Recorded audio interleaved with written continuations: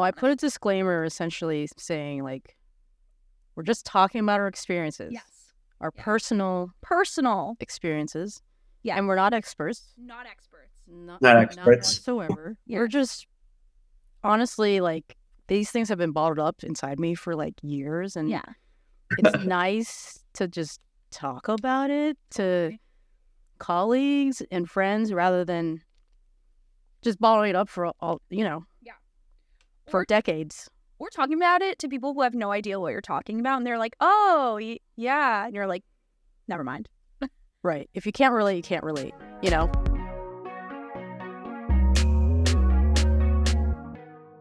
What's up with this cold weather? It's chilly. That's why I'm wearing this sweater. I'm not a Raiders fan, but it is warm. keeping you cozy. Keeping it cozy, man. Happy New Year, everyone. Welcome to 2024. We're in 2024. Here we are. Crazy. So wild. Thank you for tuning in. Please subscribe. Hit us up on IG. Interact with us at First Gen Podcast. I'll put it right here for you to read, but it's number 1 ST_GEN_podcast. So ask us questions. We would love to hear from you. And we're excited to dive in and, heal together. Yeah. Yeah. Let's talk about it. Let's talk. So to set up this episode for the year, I had the amazing chance to reconnect with a couple of colleagues that basically helped spark this conversation of this podcast. I found out that I wasn't alone with these feelings of being so in between and sometimes in a place of not belonging. So these great colleagues at work, I found out a little bit more of their background and their upbringings. Turns out it's pretty similar despite our cultural backgrounds. I'm excited for you to meet Hannah and Dan. Hannah coming from a Russian, Ukrainian American background, and then Dan coming from a Cuban American background. And yeah, we went deep, but Nina, I wanted to get your take of how you liked the conversation, some takeaways. Tell me. Yeah, I think, it's not just Asian Americans, first gen, experiencing this. So I'm really glad that we were able to open up the room to other first generations. And there's a lot of similarities, right? And so I was really, it was interesting to hear that. And I loved hearing it and their perspective and what they've experienced. And so I think that's just great awareness for everyone else. It's there's a lot of first generations from all over the world that are living here in the US. So again, they're also feeling like they couldn't talk about it and they were confined in this small box. So just super excited. And Hannah and Dan, super great. Really loved hearing from them. So yeah, really excited for you guys to hear their story as well. Yes, so good. It's so good. And we got vulnerable for sure. So oh yeah. You have to be if you're going to be on this show. So, you gotta show podcast, whatever. Yeah. You gotta open up, have uncomfortable conversations. That's how we grow and learn. So yeah, that's how we evolve. 100%. Exactly. Thank you for tuning in. Please share this with someone you may think could benefit from these conversations, someone who might appreciate it. But thank you to our listeners and being part of this healing journey with us. Be kind to one another. Enjoy this episode.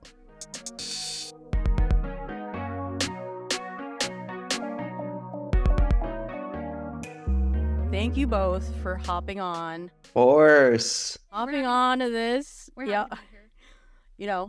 You both are like my favorite colleagues and kind of where this podcast stemmed from and like just ideating for so many years now. Like we're in 2024. Wow.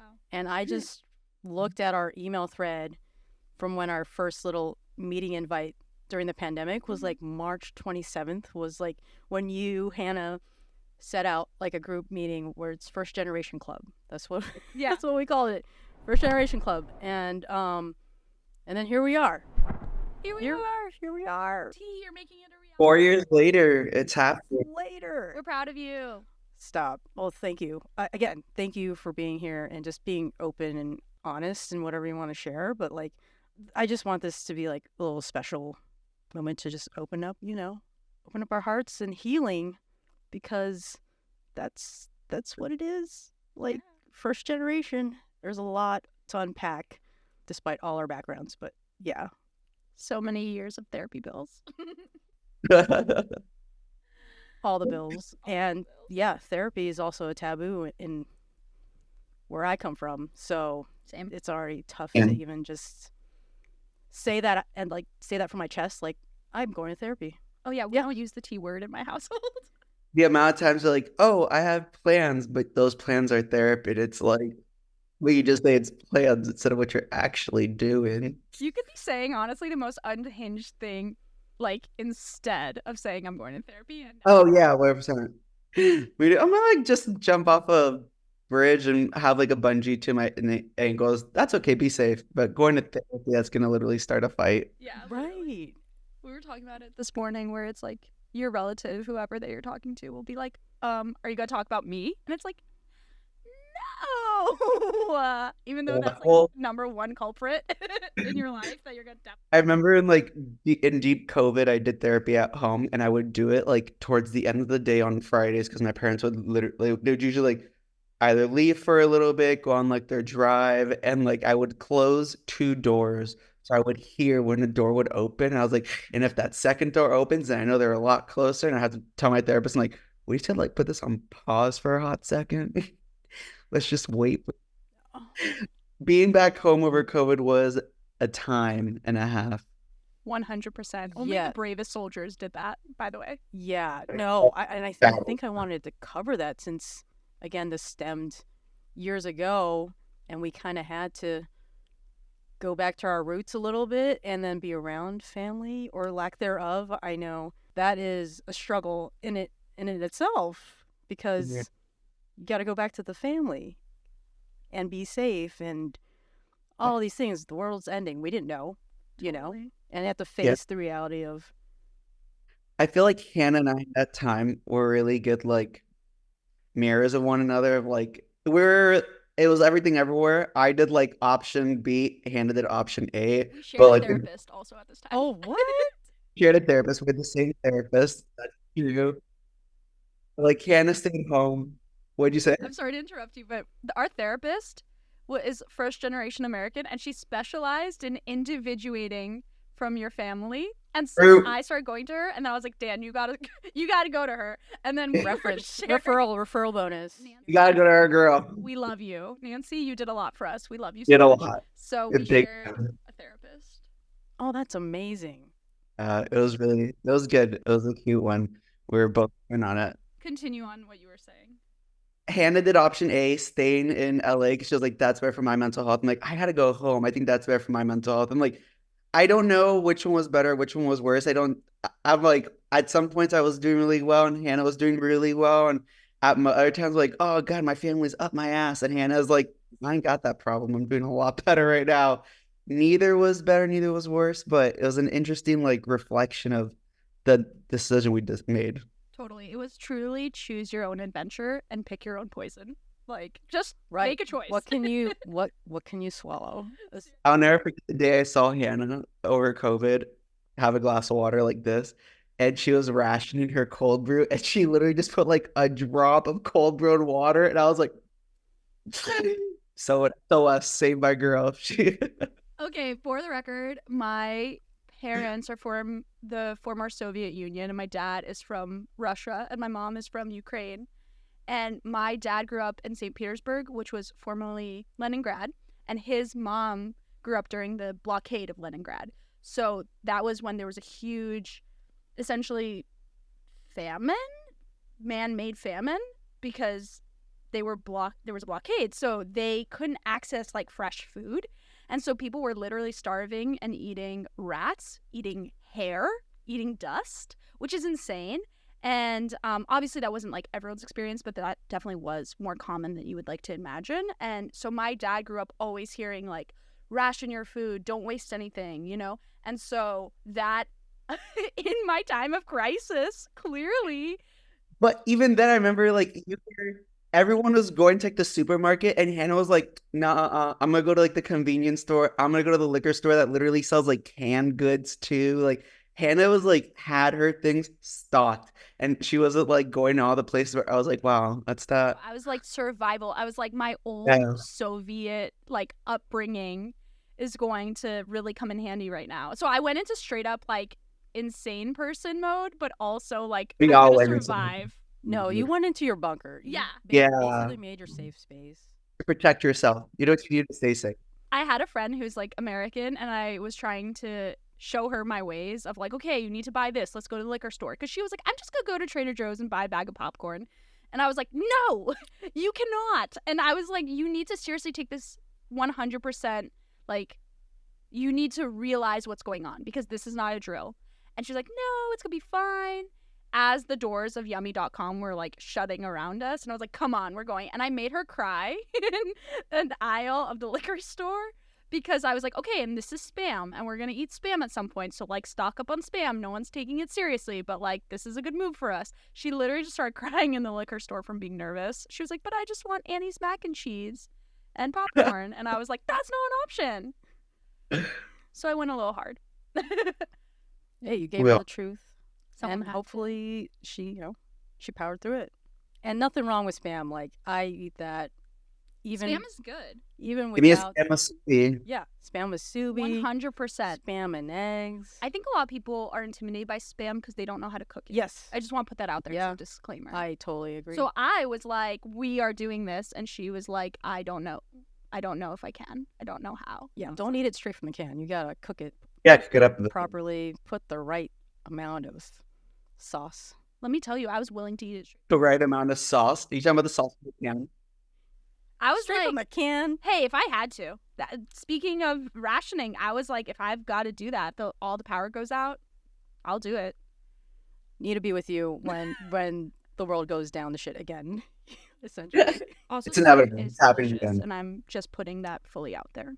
No, like a long time ago, I actually wanted to open up my own Spam food truck because you could do a lot of things with Spam. You can do a lot. do a lot, but we're not endorsed by Spam whatsoever. What is the actual Photoshop a Spam right here, T. What is Spam the right actual there. product? Because Spam's the brand. It's processed. Well, meats. yeah, but what is it? Just mystery meat? You probably don't want to know, and then you don't want to know. It's like, have you ever seen? You remember the show on Discovery? I think it was called How It's Made. Yes. I'll never forget the day I saw how hot dogs are made, and I don't think I ate a hot dog for like, well, just joking. I was a chubby kid, so I probably ate a hot dog like a week later. But in my mind, I was like, I'm not eating hot dogs ever again. And it was just like, you don't need to know how it's made. Not every. You don't need to meet your heroes. Like No. just leave it as is. It's like finding out what's inside the chicken nuggets at McDonald's. Oof. Yeah. I had a friend in Real high school. chicken. It's real chicken though. Oh. Now. And the fact that they bragged about that, like on TV in the commercials, they were like, "Oh, real chicken, new." It's like what did we grow up with? Don't tell us. What did we? Well, back then, I do remember, finding with my sister with the chicken nuggets. They had the dark meat and the white meat. I don't know. Yeah. If you have Oh Of yes. course. you could tell which ones was the white meat that like was shaped like a boot or something, and then the dark meat ones were like the really tasty ones. But that probably isn't real chicken. But it's They just added some dye. One of them. My friend in high school used to work at McDonald's, so he would tell us what was in it. And apparently the chicken nuggets, before they hit the deep fryer, are sort of just like a Play-Doh consistency in a bag. That's believe what it was at one point. Not endorsed by McDonald's either. Oh, right. Don't Shoot, come how for many me. things? McDonald's. How many things? Well, going back to COVID, for me, I was like in between both of your scenarios. I was on my own out here in LA, and my family's based out here. But my father was very sick, so we were very very like particular with germs and all that. So it's like we had to arrange our lifestyle around trying to visit him or whatnot because of COVID. So it was also a weird time for me, also dealing with my parents too. It's just like you gotta wash your clothes, you got like no shoes, all these special things before even entering the house, and that made it really tough to even interact with my family. So it was a nice like balance between both y'all. But I wanted to ask you, Dan, how was it over there? I know you were living there for a little bit of time also with your Yeah. family. I was like uber paranoid. I was like, my mom actually at one point in COVID said, I think you need to talk to someone because this is changing your personality. I was like uber paranoid. So I'd gotten really sick in like 2017. I was in the hospital for like 10 days. Like I woke up at the hospital and like my siblings were there and I was like no voice. And they're like, we thought you were gonna die, bro. And I was like, okay, cool. I had the flu and like a parasite. So when COVID hit, I was like, I gotta go home. Take me home. If shit goes south, I know where I want to be. So whatever. And I was like, I remember one day specifically, my brother's girlfriend at the time, we're all eating dinner at the table. And this is like April. And when Miami eventually became like the epicenter, and she made a joke because we had like a long table. And one day someone, I think it was like my dad's like, move closer to us. And she's like, Danny doesn't sit close to us depending how bad COVID is. Like I would literally be like, just like 6 inches further. I was like, I'm just going to eat a little bit away from you guys. Cause I was crazy about it too. But I don't know, it was good. Like I learned a lot, like, cause from Miami. So I learned that I like being close to my family, but not directly in the same household or sometimes maybe even the same city. I like the options like, oh, you're just a quick flight from me. That holds a lot of value.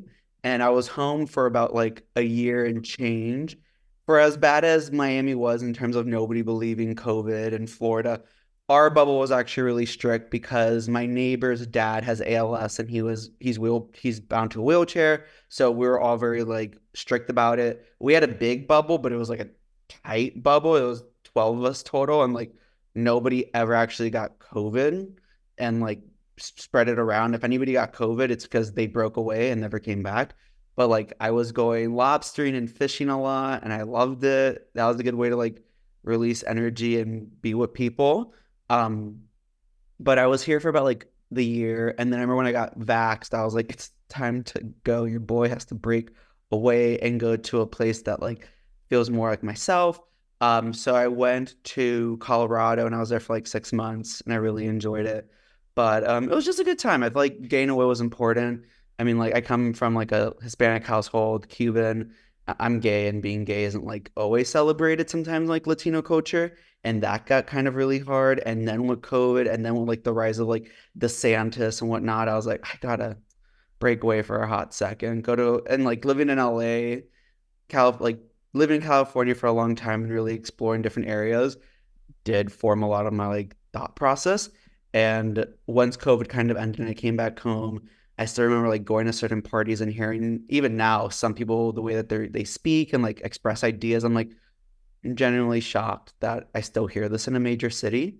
So I left for kind of that reason a bit as well, to just be in like a more progressive environment. But at the end of the day, I still love Miami. It's always home. But it's like you learn what you like and then you learn what you dislike, and you also learn to how much you can put up with it before you kind of like reach the cap. And now what I'm trying to really do is like stop myself before I get to the cap. That way it's never exhausted, and understand also. And I think you mentioned this in like, I heard the first episode of the podcast where when you turned 18, all your white friends were like, oh, you still listen to your parents? Like, oh, da da da. And I'm like, bro, I'm turning 30. And like, Yes. my mom low-key is like the little puppeteer in my life. I'm like, gotta like clip those strings every once in a while because damn, hold on tight. This it's not even string, it's like a steel rod sometimes. Yeah. You gotta saw it off. You gotta. Yeah, I'm like, oh god. No, and I know you have a big family. Are you the youngest or in the? I'm the youngest of my nuclear family, and then I'm the youngest of the entire generation of all cousins too. Oh So I'm the Wow. youngest. Yeah. Baby. Little baby. Baby. You're the carrier of all the dreams. I feel like that's, everybody has Well, that's just what- put their dreams or their hopes or wishes Right, on you. because it passed the elders, and they're like, well, I couldn't do it, so here, you go do this thing, Yeah. But yeah, no, my mom's the puppeteer in my family, so it's just the struggle is real. Trying to even to this day, I'm in my 30s, late 30s, You're a mom. and I'm a mom now. Yeah, Yeah, you're on too. like, so I'm learning things I don't want to pass down to my son Totally. because of how traumatic it was with my mom, And What was the traumatic? Like her style of parenting, or like? No, that's great. That's great. That's a great question because yeah, trauma can be various forms of things. Yeah. It can go extreme, but like for this, it was very mental and emotional. And Where it was very helicopter, very strict, kind of told us what to do, how to do it, putting us in a box, right? So it's just like I couldn't. They gave us a very sheltered life, which obviously put someone in a box for so long, they're gonna find ways to get out of it, around you, Mhm. lie to you, just Totally. to get out, and so growing up all those years, it was just like I was pent up in a box. Like I really wanted to get out of the house because they expected us, my sister and I'm the eldest, so I kind of felt like I paved the way a little bit to try and get out of that hold that my mom had with the whole entire family. You did. You paved the way. And like after Naps. college, I was like, I need to move out. They were not about that. They wanted me to stay home until I got married, Mhm. to move out. I'm like, what kind of old school way is this? Like no. And so I kind of like went behind their backs, and I got 2 jobs in the industry. I wanted to follow my passion in production and post and all that, and got 2 jobs. Just like if I lose one, I have a backup, save my money, Mhm. save enough money to put down my rent for, That's on 2 jobs, work 2 hard, jobs, independent. Let's do it. put the deposit down. And I told them the day before I was going to move out, I'm like, hey, I signed a lease. I'm moving out tomorrow. And they were not happy, but I was just excited to just move forward with my life and not be tied down to their rules. And they actually helped me move out. Like it was like the impact was rough, but at the end of the day, they were still loving and like, you're our daughter. We're gonna help you get through this next thing. And I was like, okay. That was like, I was freaking out the whole time leading up to it. Turns out it wasn't as bad as I would have thought. So I'm glad I moved with my instincts to I just got to get out of here. It's not good for my health. It just felt so constricted. Yeah. I've used this like metaphor with Hannah before in a situation like that where it's like, yeah, well, I was like, what's gonna happen? What's gonna happen? But it's like the bomb blows off in a city, and now it's like we have to rebuild the city. And each time like another bomb detonates, like the hope is that eventually it gets like smaller and smaller. Then instead of the whole city being in rubble, it's just like now it's just a little building. Now you can make a smaller repair, and then eventually when you break news, it's like, well, yeah, it's kind of like not expected, but it's like, you have your own life. Of course, you make decisions that like are out of our control, and we have nothing to. We can't do anything but like I provide guidance or just be accepting of it. And the guidance we do provide, hopefully, it's more of like an approach of wisdom versus one of judgment. And I feel like that's like the golden spot eventually with like your parents. Like I tell you something, and when the feedback, let it be a spot of wisdom of like an experience that you maybe had and like what you learned versus a judgment one. Yeah, Totally. Well said. that is great. That is great advice for saying. Yeah. Love it. My friend growing up, she was really rebellious, and her parents were really strict, and I was always kind of like not like a scaredy cat with my parents, but my parents were pretty chill. They just had like super high expectations. So if anything interrupted their expectations of how I did in school or how I, behaved, then that's when they would get really strict about like leaving the house or, like chores or whatever it was. And my friend Nicole, she was always getting in trouble with her parents, and she said, it's on the kid to renegotiate the boundaries with the parents, because the parents are never going to be like, I'm going to have less control now. So it's on the kid to constantly be like, hey, this isn't working for me. How do I change this? And then eventually, there's that dance that you're talking about. So I feel like I'm seeing that in what you're describing as well. Yeah, I feel like the negotiating part, like that comes also from having a parent that gives you the options. Like T, you grew up a certain way. I feel like they call like gentle parenting now, but like you grew up that way. It's like, how do you put it on Orion now to give him like you don't give him a box. So how do you find yourself parenting? Yeah, that's the fine line too. It's like, I do want him to explore and have all the options, and I want to try and support that as the best way I can too. So I'm actually just like, kind of do whatever you want. Like, I'm told the polar opposite, which I know I need to figure out also on my end, like where to set those boundaries, but like not this small box, but maybe a little wider, a little wider, like the safe zone. For me, it's like safety. Like what is safe? You put a big playpen that way, not to get up, but at the end of the day, you can climb over it, but there's like little side bumpers, if you will.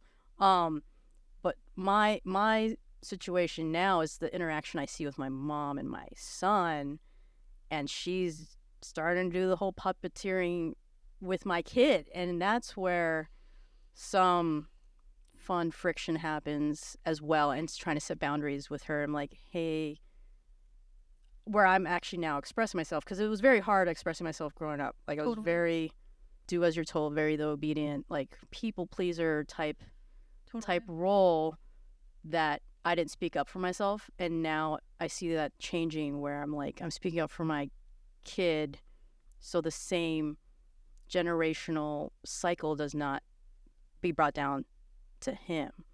And mind you, I know my mom was brought up a certain way, and I get that, I understand that, but also it's my responsibility too to kind of change that, evolve it to what what I believe in now, and how progressive everything is now. It's just like, I'm not gonna go with these old school ways. And that's one of like the reasons when he was born, like I didn't even tell my mom the gender, because she was very like, blue is for boy, pink is for girl, and I was like, wanted gender neutral colors, because like the old school thing, it's just like I have to like level set with her now, and that's something I'm learning as we speak, like going forward is, hey mom, I want a gentle parent.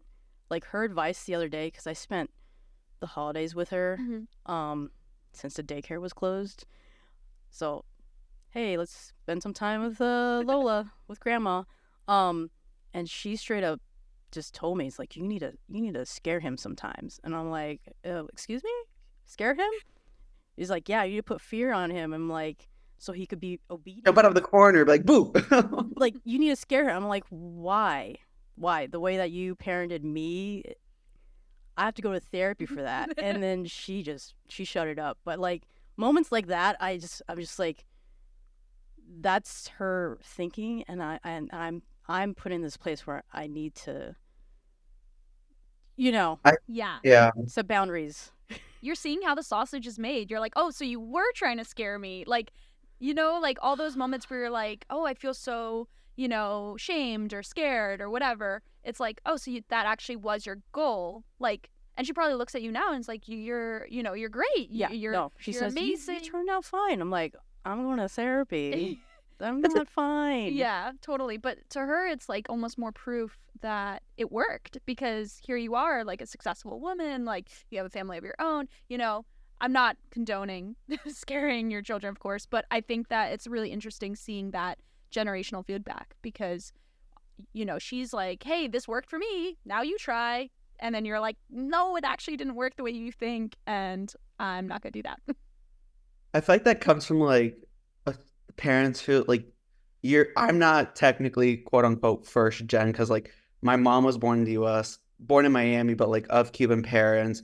Miami is essentially just northern Latam, so it's like a little different. But like my mom's upbringing in a sense is like similar to you guys, how your parents were born elsewhere, you're the first one here, but she grew up with the mindset like my grandma always told her, eso no hace falta, meaning you don't need that. So she was like, I want to play a sport, you don't need that. You want to have a sleepover, you don't need that. All these like restrictions of you don't need that, you don't need that. So, but when I grew up, my mom was like, try this, try that, like try all the things that like you didn't get to do. And that was like her changing the way in which she was raised, keeping a little bit of, the guardrails of like, maybe you don't need to like go to this crazy party and get like twisted all the time, but like safety rails in a way. And I feel like that comes when you realize that there are elements of your childhood you don't want to continue on your kids. Right. No, it's guidelines, especially if you've lived through certain things. It's just like, I'm just dropping some wisdom. You could take it or leave it, Yeah. You're going to make the decision you're going to make, and I'll have to accept that. And you learn from your consequences, like learn from your mistakes too, so it's going to happen. Do you two feel like you rebelled maybe against your parents later in life than your peers? Because I know for me, I feel like I rebelled against my parents later in my life. Like, I didn't really start saying no to things or changing the status quo until like my 20s, whereas my peers kind of, someone said this earlier, I think it was Dan, like, oh, you're 18, you still listen to your parents? Like, of course I was listening to my parents. You guys crazy? Like, Yeah. have you met them? Yeah. I'm listening. The wrath? Do you understand? Yeah. Yeah, no, I was a late bloomer too. Yeah. Again, not until college is like when I started questioning things. And I mean, high school, sure, I pushed, but like I still was like obedient. It depends what the subject was. Like in high school, I did rowing as my sport, and like my dad was like on my ass about it nonstop. And like him and I would fight a lot to the point like my siblings actually hated my sport because like it dominated the dinner table. And if me and my dad argued, we'd argue. We're both really similar. That like the longest I think I went without speaking to him was like a week and a half, 2 weeks. And my mom would be like, I just need you to go say sorry. Like, just go up to him and say, I'm not. She's like, I just need you to. And I was like, fine. And then you just walk up and say, I'm sorry. And that's it. And I was like, oh. So I'd only rebel in that sense, but like, I don't know. I feel like we butt heads a lot. So Yeah. That's similar, but I feel like the fact that, and I can relate to what you're saying, like the fact that at the end you still caved and we're like, fine, sorry. And now maybe you're someone that's quick to say sorry. Maybe not, but I feel like it's like that training almost doesn't go away. It definitely was similar in my household with different things, but my mom would be like, just say sorry to your dad. So I'm like, okay, sorry. Or, you know what I mean? Like, I think getting apologies from my parents is like new. We just covered that. Yeah. Don't, and I Wow. wasn't holding my breath. I don't even get that. Yeah. I don't even get that. Yeah. That's amazing. It's new. It's new and rare and not always applied in a way that makes full sense. Like they'll be like, oh, I'm sorry for this really specific thing that one time. It's like, that's not even what we're talking about. But your parents said that to you? yes, but it's usually, it's like funny because they'll apologize for something, but it'll be completely backwards. And I'm like, that's the apology you're choosing? Like, oh, I feel you. Dad's really strict. And one time recently I was talking to him and he was like, I'm sorry, like I should have been better. And I was like, okay, where are we going with this? And he was like, I should have been more cruel to you. And I wasn't, and I couldn't do it. And I couldn't treat you the way I need to treat you for you to have what you needed from me. And I was like, wait, so you wished you were more cruel? And he was like, yes, because, we had a moment where I was like, damn, what happened to you? Like, what did your parents, and he had good parents, but it's a different model of parenting, like kind of the opposite of gentle parenting. Mm-hmm. And so I think he was kind of like, I didn't like to see you cry. Like, I didn't like to like upset you. It was really hard for me to discipline you, honestly. And like, yeah, I just feel like I should have been stronger for you. And to him, that's cruelty, right? But like, also full disclaimer, my dad wasn't like crazy or anything. But I think it's just to say that like, he wasn't necessarily living up to what he thought being a good parent was. Like, he was doing his best, but still there was that old school mindset of like, I need to, like my dad grew up getting belted. I was never belted. Like, there were certain things he just couldn't bring himself to do. And I feel like that's also toughen you up a little bit or something. Yeah, like my dad definitely wasn't like, like a modern day girl dad in the ways that, maybe like people are on Instagram or whatever. But my dad definitely was tough, but he also had a soft side, and I feel like he resented his own soft side and was like, oh, like I need to like be more strict or more firm or more. He chose the word cruel. I also love to say that maybe, English is not his first language, so maybe there's also a language gap. I was gonna say, like, if I have heard stories of your dad, I'm like, I know what he means, but it's just like that's The not. harshest wrong wording. It's the the harshest. phrasing.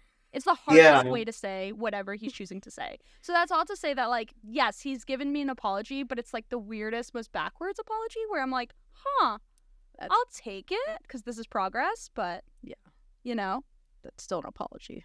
but we doing it. We got the Doing apology. it. Yeah, no, I don't hear that. Yeah, There's always it's new. it's her way or the highway. Yes. Mom's way or nothing. On my side. Do you think that was like the same experience for her with her mother? I'm sure. I've never actually asked her. That's something part of my healing I want to bring Yeah. up. But I'm sure. I know I never met my grandfather, but I know he was very tough on the girls of the family. And she came from like a big family of 13. So Big. and she was the youngest daughter. So I think there was a lot of maybe pressure for the young one. Yeah. I definitely think like I have a sister and a brother. It's one of those things where like, sometimes I'll hear like the way me and my brother grew up. I'm like, yeah, we grew up something similar. And then I hear the way my sister grew up. I'm like, huh, maybe it was different for you.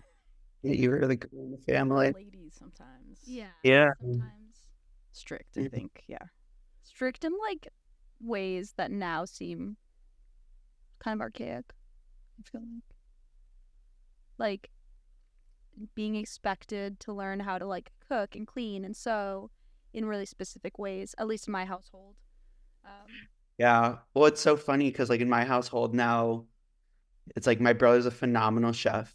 Like I love to bake. My sister's a great baker as well. But like growing up, like for the holidays, like my grandma, my aunt, my mom, like they'd all be the ones preparing the food, and they'd always say like to the boys, like, "Oh, like boys aren't in the kitchen, boys aren't in the kitchen, boys aren't in the kitchen." And now it's like my brother's honestly a chef. He like does drinks too, but like whatever he makes, I'm like, this is phenomenal. I love to like bake. I'll do like cinnamon rolls, and I'm just like, it's so funny how like.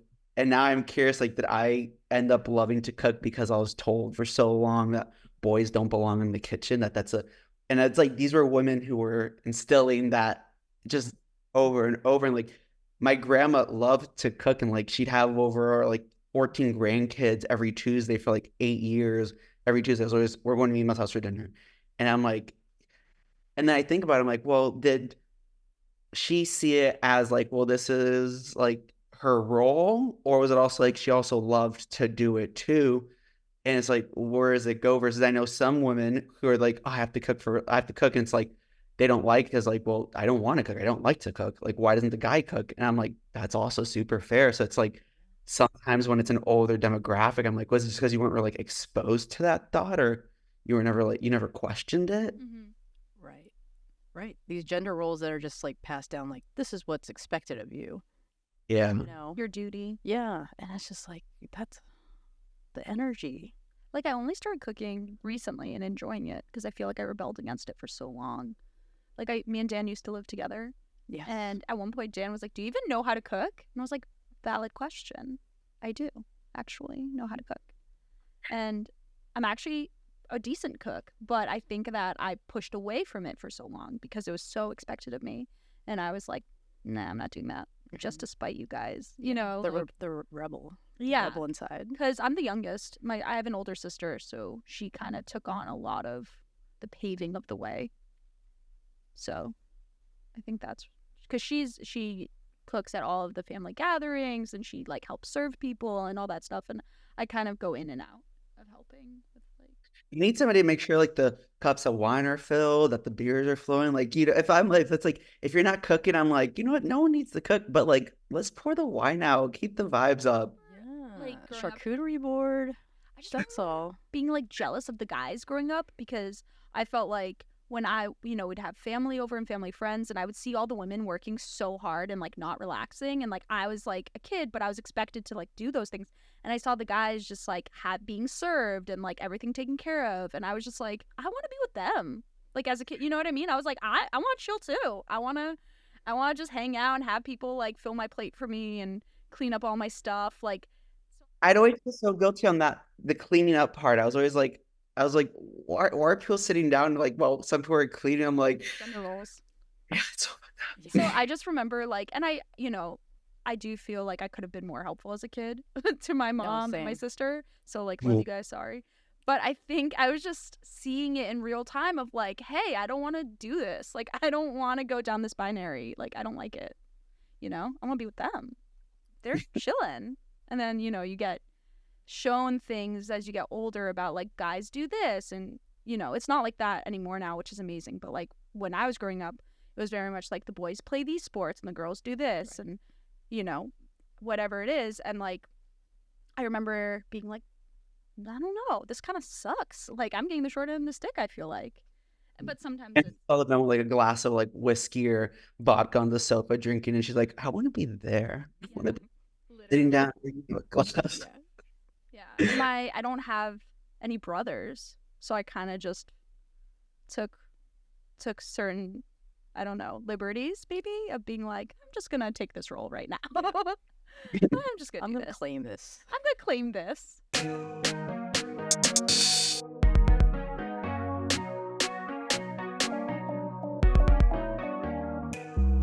I wanted to ask about the past holidays.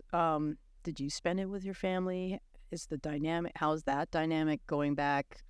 Is it expected to go back, with the tension between myself and my mom now? It's just like, it's feeling more of an obligation instead of a want, yeah. And with my dad passing as well, it's just like, it's an obligation because my mom's alone.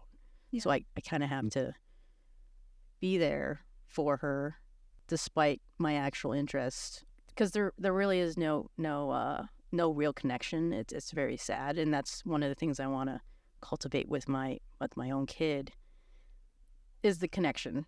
Mhm. There's not much we really talk about, and like, I don't think she knows much about me. I don't know much about her, really, other than I know her personality.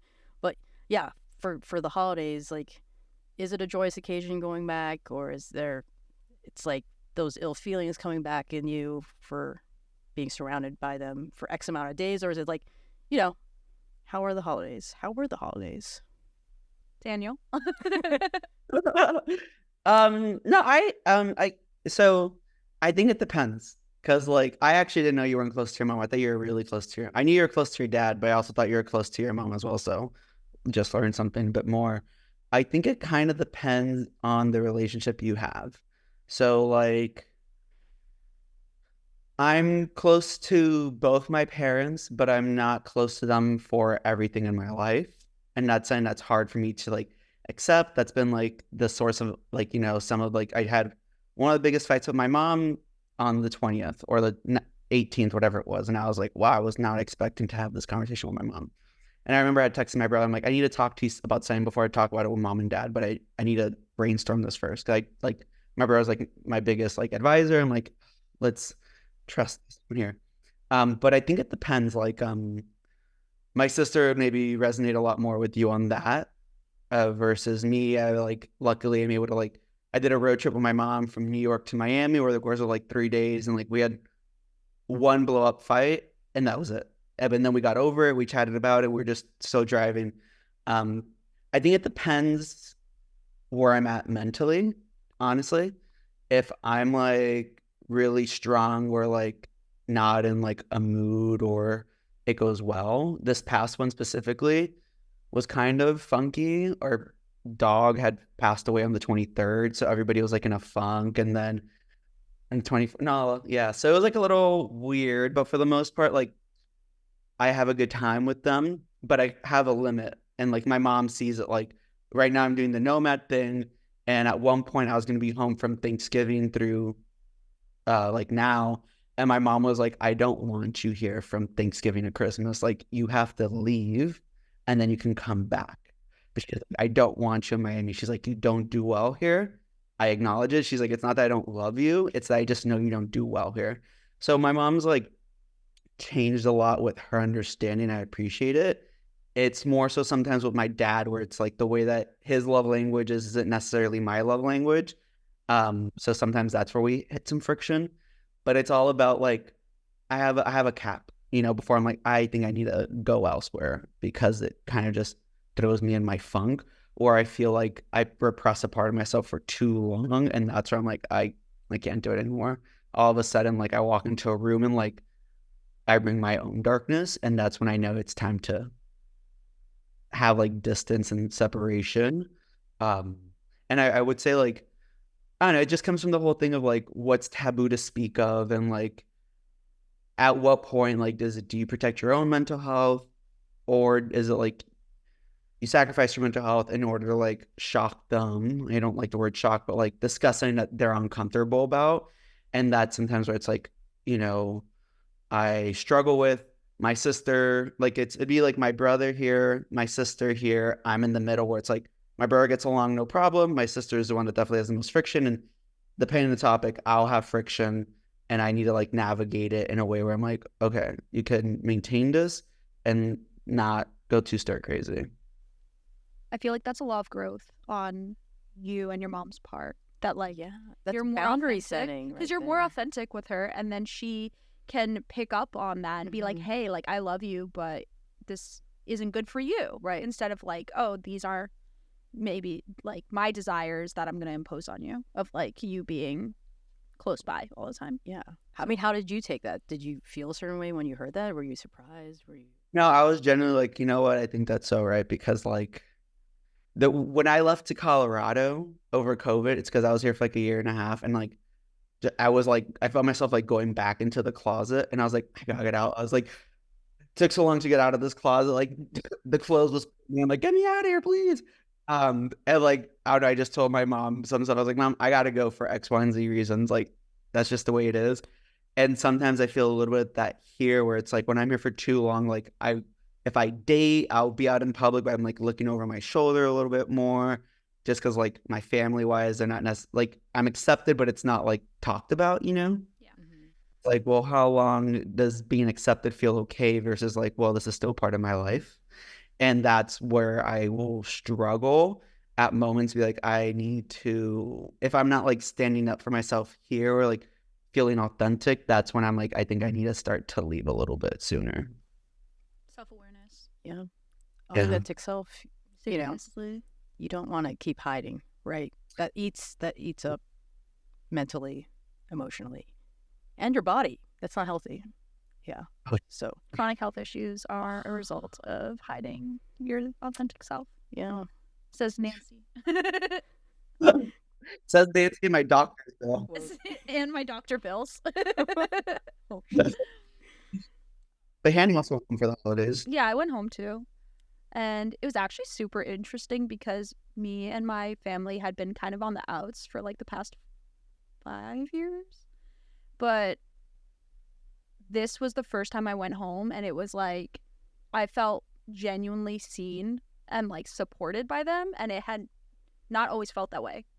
And it took like so many, arguments, years of therapy, sometimes not even speaking to each other for periods of time, for everyone to kind of let the dust settle and sort of like come back together. And it was really interesting being on the other side of that, because I was like, wow, we all have done so much work just to get here. And I think that like when you and your family system do some work, like you change yourself, as a result, you're changing everybody else around you. So it's not even that like everybody, has to like go on this path or like go to therapy or whatever it is. It's like by you embracing your authentic self and you doing like what you need to do and setting those boundaries, it really does have a domino effect. And I saw that firsthand, and it was wild. So That's amazing. and I honestly, like, I feel like I would talk to you about it, Dan, sometimes about, just issues I'm having with my family or things we're not seeing eye to eye on. And it was a pleasant surprise. I know for you too, you were like, really? Like, wow, you know. But it was a smooth visit, and I feel like we knew where everything was at. And I also really needed them. Like, I'm going through like kind of like some times of change on my own. So it felt really good to be able to have that support, because it didn't really feel that way for a long time. So this visit was one for the books, oddly enough. So I feel grateful for that. And I also felt like I was standing on like a mountain's worth of like work that we all did. I was gonna say, 'cause I feel like that came from you for a long time already, knowing when to stop oversharing, knowing what you like want to tell your parents, what parts of yourself they want to know, but also like if there was something, like those are those things where it's like you would tell your parents kind of the end product, not the 10 steps to get there, because like the 10 steps are gonna be a battle. You'll tell them like the end of it, like then that's like you putting the boundaries, and like that was the growth that I feel like you had developed for a long time. Well, it reminds me of what you were saying, T, about like you being like, I already signed the lease. This is what's happening. That's what it is. I feel like that's what I've been doing the past, few years of my life, of just being like, this is what I'm doing. I'm keeping you informed in my life. Yeah. But I'm not asking for permission, and I'm not asking for approval. And I'd love to have your blessing. But if I can't have that, then that's fine too. And I think at first that was so hard, especially for my mom, because we were really close. And it was really hard for her to kind of like take that step back and not be the person sort of like, for lack of a better term, like puppeteering my life or helping me steer the ship, and me being like, hey, this is what I'm doing, and that's just what it is. I think now they'll even say things. They're like, well, you don't need our permission. Or like, they'll just like put it in there. Like they'll pepper it in at the end of a conversation where it's like, hey, maybe it wasn't necessarily like that before. So I think that going home for the holidays, I was nervous about it. And my parents were nervous about it. My sister and her husband, like they all were like, we were nervous having you back because we didn't know how it was going to be, But it ended up being a really good trip for all of us. And I think that we're all super happy, and like I feel like I also knew when to like take a step back, or also be like, hey, I'm not involving myself in this conversation, or I'm not triangulating myself between, this person's argument. Like I think that as the youngest, I've taken on a role as like mediator and like peacekeeper, and sort of just like making jokes, keeping everyone light, and like people can't be mad if they're laughing, So I think that I would take on that role a lot, to the point where it was detrimental, and people couldn't really even see me necessarily being like serious or like whatever it was. So knowing when to have that boundary of like, if the conversation's going to be XYZ, then I don't need to be part of it. And I'm not controlling someone else. I'm controlling only myself. Ding, ding, ding. Ding, ding, ding. No, that's so beautiful. So I walked away from a lot of conversations.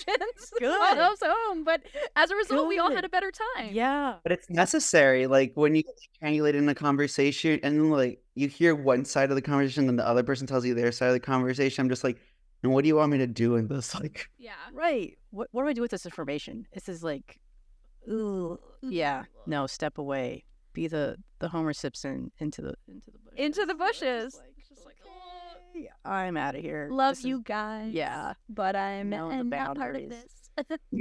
Well, that's amazing. That's amazing to hear. Yeah, that's so great. Possible. The growth mindset, and that the whole family is open and progressing and changing.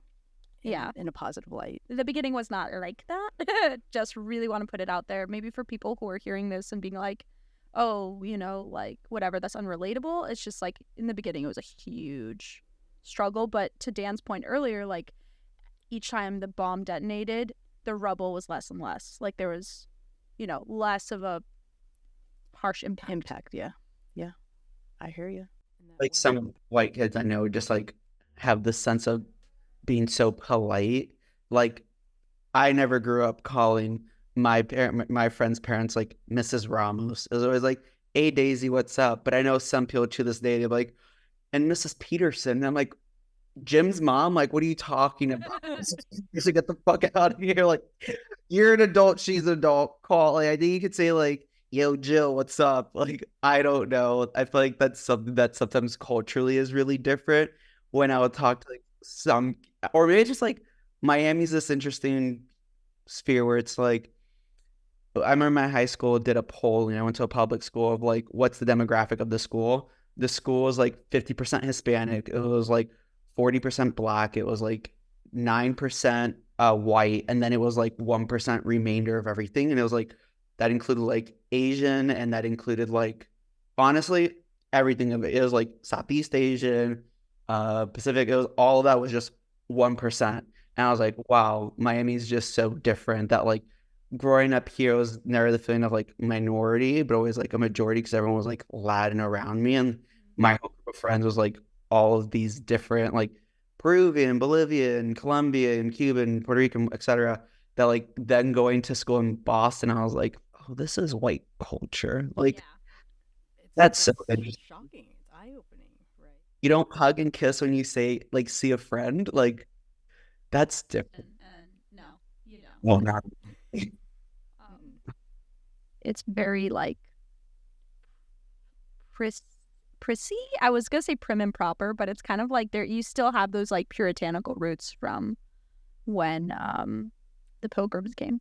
Like you can feel it, I think. But I think also like growing up, if I was gonna call someone something, it wouldn't necessarily be, Mrs. Peterson or whatever. It would be like auntie, like tiocho, or like jiajo, like uncle or auntie.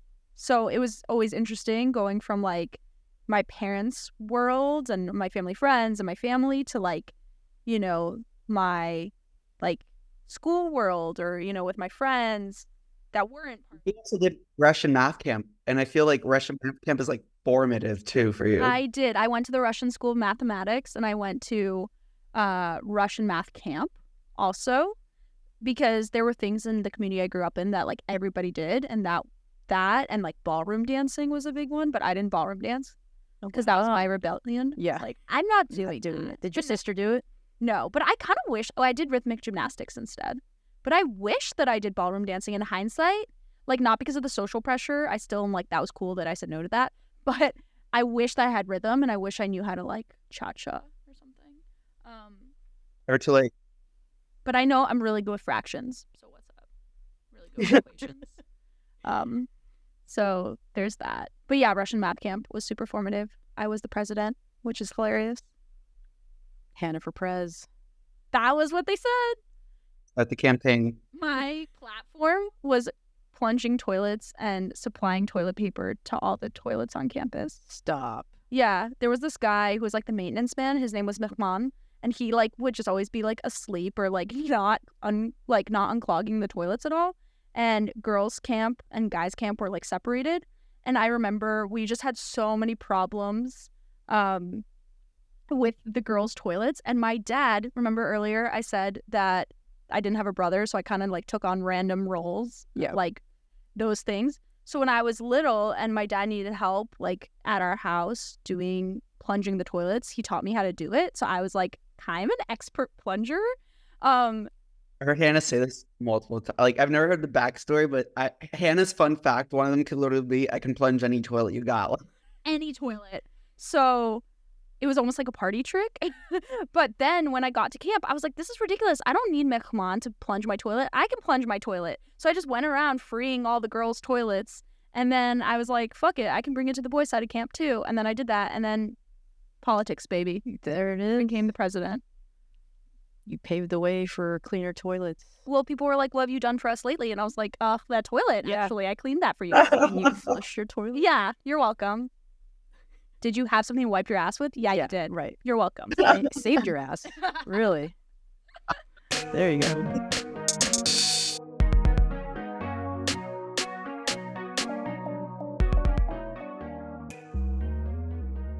Well, I wanted to kind of close off with something fun with the new year and all. I know there's also these cultural superstitions that come into the new year and like how to celebrate it.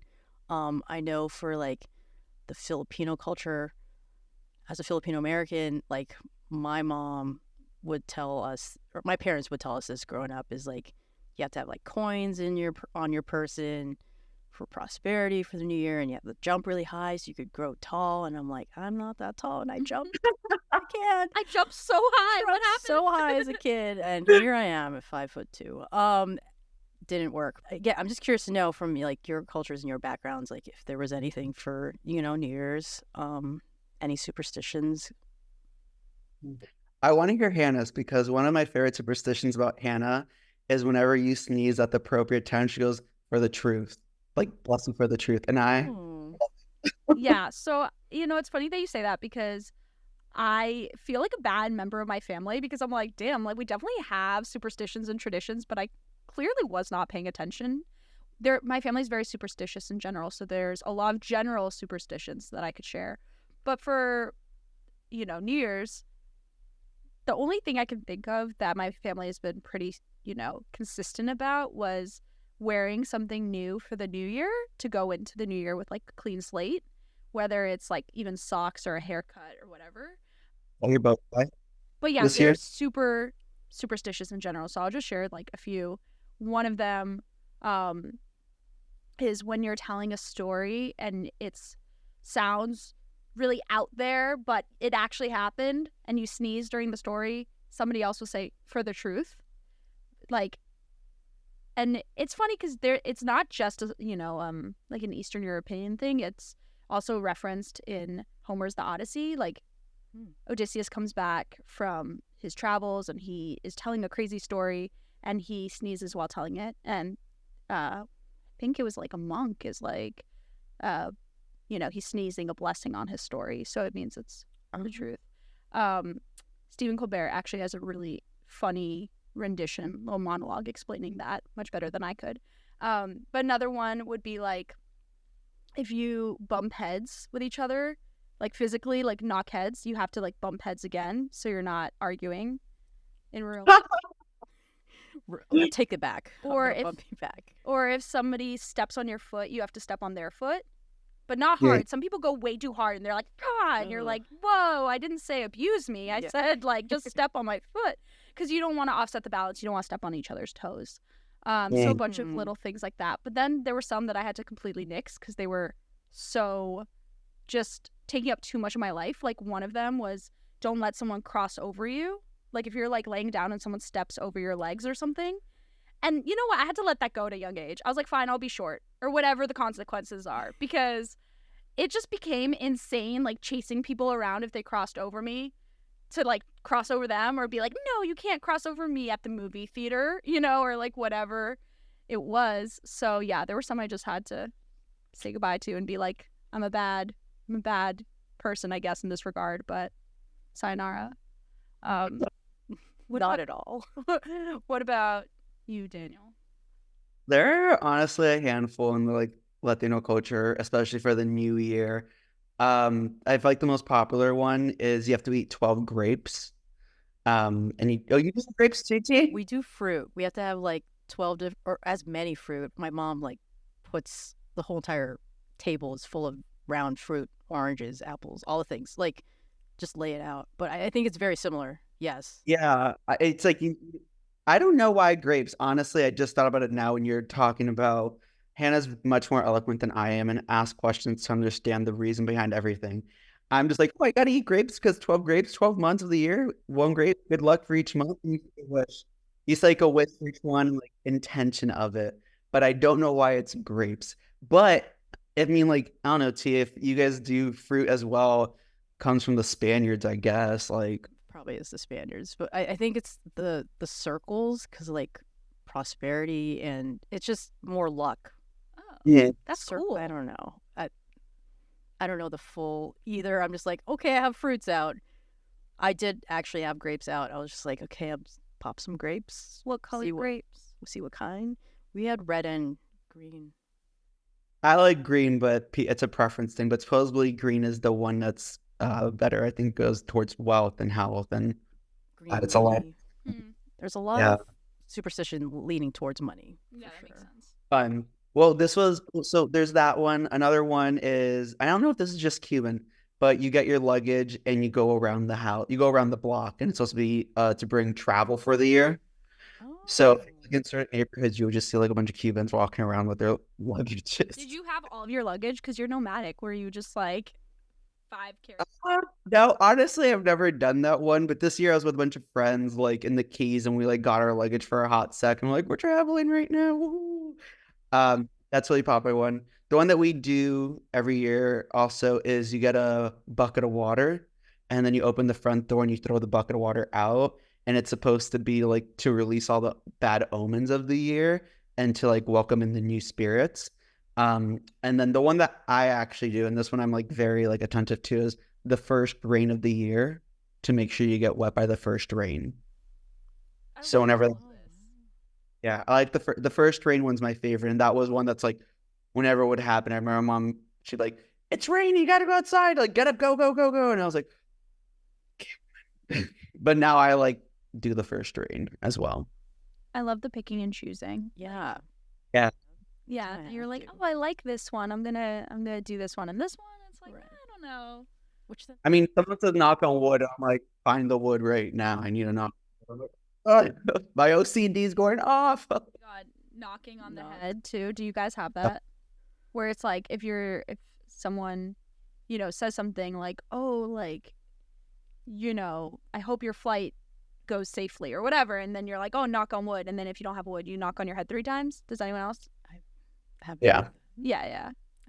You have or have not? have not. Okay, I have. I feel like you have. Yeah, 100%. If you can't find wood, you'll knock on your head. And then it's like funny because it's like so much of that, to your point, like it overlaps with OCD of just like irrational thoughts and then like ritualistic compulsions. So, just bring that up there. Right? Yeah, you're like, knock on wood. You're like knocking your head 3 times. And everyone's like, you good? And you're like, I don't even know anymore. Reactive now. It's a reflex. It's a reflex. Well, I just want to thank you both for hopping on. This is technically the first episode of Woo! the First Generation podcast Woo! with my That's lovely team. guests, Dan and Hannah. Again, thank you both for coming on. I had to have you both as the first guest because, again, we had this conversation more than 4 years ago, and I was like, I just had to bring it back up. So I appreciate, again, your time and energy and just opening up your hearts to all this. This has been a passion and a work in progress and journey for me, and I'm hoping it's opening up for others as well that are first generation or experience first generation feelings as well. So thank you both for taking the time. Thank you so much. This has been so Yeah. cool. Love It's you. important. Love you guys. Love you. Also, there's no one else I would go on the mic for. I know maybe Dan, you feel similarly that we were like not. I don't know. Talking about your family, especially as a first generation person, is really personal and vulnerable, and you don't know how it's gonna go. So thank you for creating the safe space to like talk about these things and talk about them in an authentic way. Yeah. So thank you. No, and thank you both. Like, honestly, even earlier on, how easy it is just to talk to you both. It means a lot to me, especially, again, expressing and just bottling up something for so long it just eats away. And I'm glad that we were able to talk about it then and talk about it now, that there's others out there that do go through this, and it's detrimental to health. So Isn't it so funny how there's so many similarities just like across cultures where Yeah. it's like, I don't know, at face value, it's like, what does Cuban, Ukrainian, Russian, and Filipino culture have in common? Turns out a lot. yeah, What? So So that's really much. cool too. Well, thank you so much. I wish I was in the room with you guys now in LA. thank you guys.